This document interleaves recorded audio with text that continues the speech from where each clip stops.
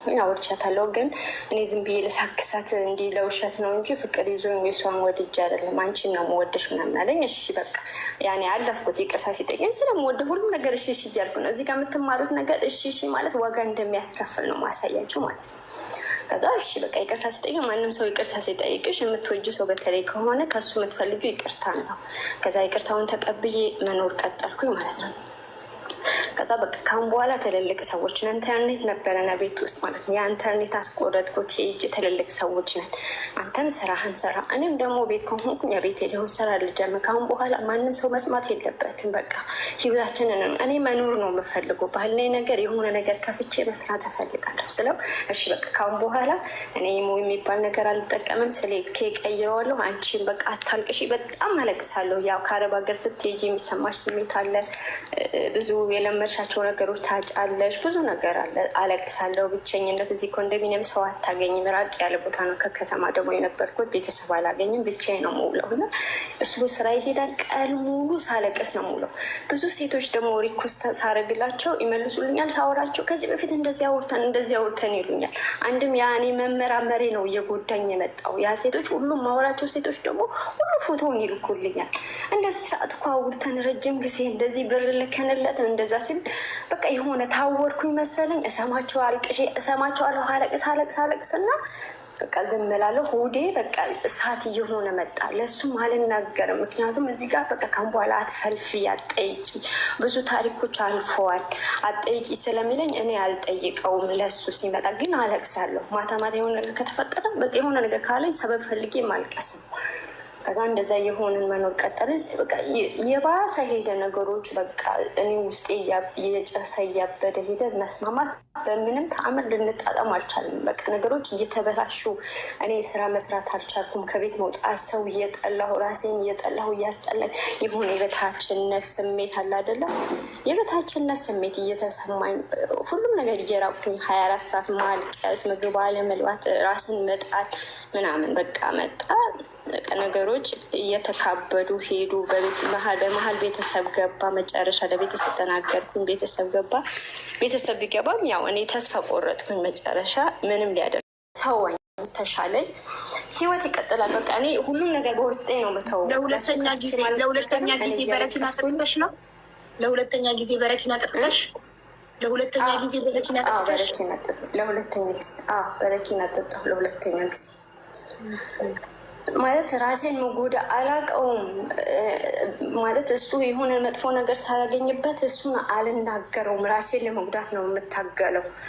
ምንም እሱ የምናገረው ምክንያቱም አትናገሪኝ በቃ ተዋለሁ ስላለኝ ራሴን ነው የምጎዳው። እሱ ከተናገርኩት እንጣላለን ወይ ይመታኛል፣ ያንቀኛል ምናምን። አልናገረው። መጨረሻ ሲሰለቸኝ ራሴን በቃ መቆጣጠር ሲያቅተኝ ወደ ራሴ ነው ችግሩ ላመጣው የቻልኩት።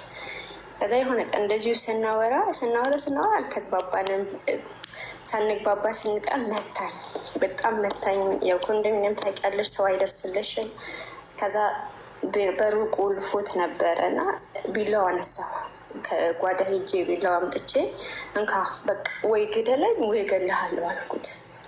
እኔ አሁን እዚህ ጋር በቃ አስተማሪ ታሪክ አይደለም ምናምን የምትሉት እኔ እንድትማሩበት ነው። ማለት ሳታጣሩ አንድ ነገር ከኮመንት ጋር መመላለስ የለም። እዚህ ቤት ኮመንቱን አትይ። ጣራ ግድግዳ እናቱ በልጅነቱ የሞተችው እንደዚህ ተጎድቶ ነው ያደገው፣ ብቻውን ነው የኖረው ምናምን ይሉኛል። በቃ ያስታርቁና ልመለሳለሁ። የኔ ቤተሰብ ግን ምንም ተናግሬ አላውቅም። ምን ልሆን ምን ግን ሰውነቴ ይናገራል እንደተጎዳው። ፊዚካሊ ያውቀዋል ወንድሜ። የሆነ የተጎዳሹ ቤት ውስጥ ምግብ የለ ምናምን። እኔ አልሐምዱሊላህ ምንም አይቸግረኝም ነበረ። እኔም ራሴን ብር ነበረኝ፣ እሱም የሰራው ብር ነበረው። ሀታ የዛኔ ባይሰራ ራሱ በቂ ብር ነበረ። ቤት ውስጥ ፉል ነው፣ ሁሉም ነገር አለ። ምንም ነገር አይቸግረኝም። ልብስ አለኝ፣ ቁሳቁስ ሁሉም ነገር አለ። እኔ ያጣሁት ፍቅር ነው፣ የተራብኩት ፍቅር ነው። ያ ፍቅር ከሱ ላገኘው አልቻልኩም።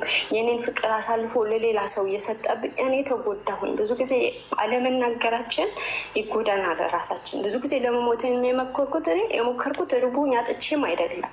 ፍቅር የምፈልገውን ያክል ፍቅር ከሱ ስላላገኘሁ ስለምወደው ስለማፈቅረው ማለት ነው። እና እንደዛ የሆነ 2 ዓመት ቀጠልን። 1 ዓመት ከ7ኛ ወሬ ላይ በተጋባን በ7ኛ ወር ላይ አልሐምዱሊላህ እርግዝና ተፈጠረ። አላህ ወንድ ልጅ ሰጠኝ። የእርግዝና ጊዜ በጣም በስቃይ አለፈ። ህመም ሳይሆን ጭቅጭቅ ማለት ነው። ስራ ፈቶ ቤት ነበረ። ውሃ ቀጠነ ነው የሚለው። በቃ ራሱን እንድታከብሪ። በእርግጥ ወንድ ልጅ ክብር ይፈልጋል፣ ከአቅም በላይ እንዳከብረው ይፈልጋል። እርጉዝ ሆነሽ እንግዲህ እሱ መንከባከብ ይከብዳል አይደለም? እሱ መንከባከብ፣ ራስሽን መንከባከብ ያው እንደምታየው ያቀትሻል። እና በጣም እንክብካቤ ይፈልጋል። ቤት ነው የሚውለው እና የ9 ወር አልሐምዱሊላ አለፈ። እንደምንም ወለድኩት ልጄ አልሐምዱሊላ። አላህ ጤነኛ ልጅ ሰጠኝ። በጣም ቆንጆ የሚያምር ልጅ ሰጠኝ። ተገላገልኩኝ በሰላም አልሐምዱሊላ። አቀፍኩኝ ልጄ እያሳደግኩ ጭራሽ ስራ ፈቶ ቤት ውስጥ መኖር ጀመረ ከኔ ጋር ማለት ነው። አራስ ቤት 9 ወር በሙሉ እስክወልድ አራስ እስክነሳ 2 ወር እቤት ነው፣ አልወጣም ስራ ማለት ነው። አይሰራም። በቃ ስራው ተበላሸ። የዛኔ ይሄ ኮሪደር ልማት የሚባለው የመጀመሪያ እንደገባ ነበር እኛ አካባቢ የፈረሰው። ስራ ቦታው ፈርሶበት ተበላሻሸ ስራ። ቤት ውስጥ አብረን መዋል ጀመርን። የበለጠ ነገሮች እየተቀጣጠሉ በቃ በቤት ውስጥ እቃ እያለቀ ልጃችንን ማሳደግ እስኪያቅተን ድረስ ሁሌ እንደተደባደብን፣ ሁሌ እንዳለቀስኩኝ መኖር ቀጠለን።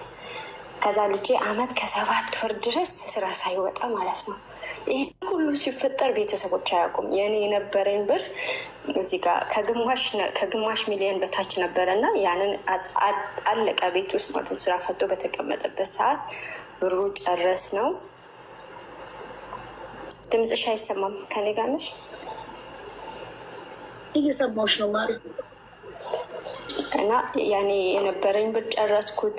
በቃ የሚያስፈልግ ሁሉ እየተደረገበት ተጠቃቀምንበት። ያ ብር አለቀ። ባዶ ሆንን ማለት ነው። ዜሮ በቃ ምንም ከሁሉም ነገር ባዶ ሆንን። እዛ መጨረሻ ላይ ለምንድን ነው ስራ ማሰራው? እንደገና በስራ መጨቃጨቅ ተውን። ያንን የሴቱ ጉዳይ ተውኩትና በቃ የራሱ ጉዳይ ብዬ ራሴን አሳምኜ የተቀበልኩት። አጠገቤ ሲያወራ ቢያድር ወላሂ ምንም አይመስለኝም። ሴቶች ጋር ይደዋወላላ። ወላሂ የተኛው መስዬ ያዳምጠዋለሁ። እማዬ በእናትሽ ፎቶሽን ላኪልኝ እንተዋወቅ። ወላሂ የራቁት ፎቶ ያየሁበት ቀን አለ። እናቴ ከክፍለ ሀገር ስደውል የእኔ ስልክ አልሰራ ብሏት በሱ ስልክ ደወለች። ድንገት ኢሞ ላይ ነበር እና ልጅቷ ራቁቷን ላከችለት። ያ ፎቶ ፊት ለፊት መጣና ይሁን ደነገጥኩኝ፣ ተንቀጥቀጥ። እዚህ ጋር እናቴን እያናገርኩት ነው። ምንም አላልኩም። ወጥቼ ኮል ላይ ገባሁና እናቴን አናግሬ ስጨርስ አየሁት። እንደዚህ ፎቶ አየሁ ስለው አይ ዝም ብላ ልካልኝ ነው፣ እሱ አይደለችም፣ ሾፕ ምንድን ነው ሾ ነው ምናምን የሚባል ነገር አይደል አለ። እሱ ነው አለ። ፎቶሾፕ ነው አለሽ? ፎቶሾፕ ቢሆን የአንድ ባለትዳር ወንድ ፎቶሾፕስ ቢሆን አይደለም እናውቃለን። ግን ቢሆን እንኳን የአንድ ባለትዳር ወንድ ስልክ ላይ የራቁት ሴት ፎቶሾፕ እንኳን ምን አባቱ ያደርግለታል? እዛ ልጅቷ ደግሞ ኢሞ ላይ ነበረችኝ እና ደወልኩላት። ልጅቷ አንድ ልጅ አላት እና እንዲህ ማን ነው ምንሽ ነው ምናምን ሰዓት ልክ እንዳለፈው እንደዛችኛዋ ልጅ መሬም ያልኩሽ ልጅ አይነት ታሪክ ነበረችኝ። እንደዚህ አንድ ልጅ አለ ልጄ አብረን እናሳድጋለን ብሎ እያወራን ነበረ፣ ተግባብተን ነበረ። ባለቤትሽ ነው አለችኝ። እሺ ይቅርታ ካሁን በኋላ አላወራውም አለችኝ።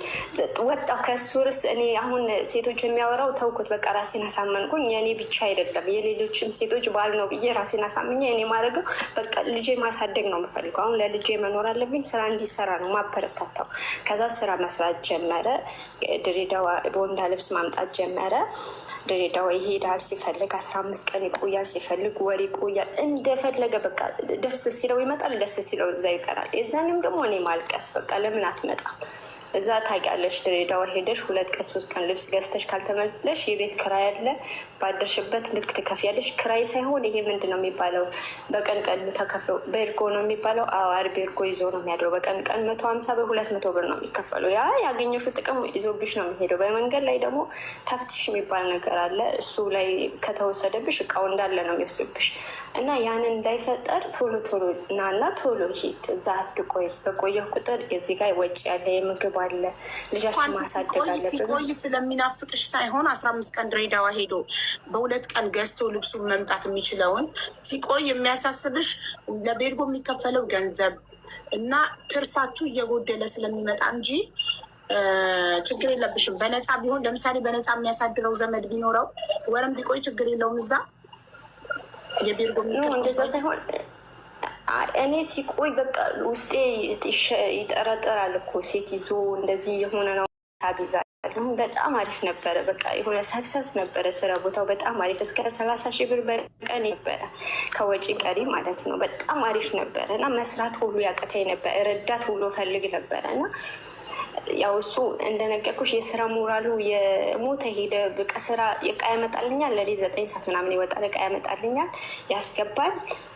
የተወሰነ ቀን ጠዋት ይመጣል፣ የተወሰነ ከሰዓት ነው የሚመጣልሽ። መኪና ጠዋት አይመጣልሽም እና ሲመጣ ራሱ እቸገር ነበር። የሚያወርድልኝ ሰው አጣ ነበረ። ወዛደሮቹ በር ላይ አምጥሎ ይጥሉልሻል። ማስገባት ያለብሽ አንቺ ነሽ። ታጥን ራሱ የሚያወርድልኝ ሰው አላገኝም ነበር።